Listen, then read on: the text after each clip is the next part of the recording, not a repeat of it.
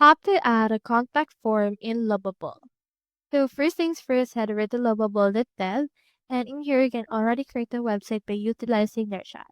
However, if you already have one, like I did, I have numerous, let's head over and click on that particular website, and then it should be able to open right here the preview of that site, as well as your Lovable chat. So as you can see in my chat right here, I only have this one section part. So let's ask Lovable to create a new section with contact form. You can also input right here what you're asking for that contact form. It can be email, name, as well as phone number. So let's send that to the Lovable AI chat. And after this will think Lovable right here.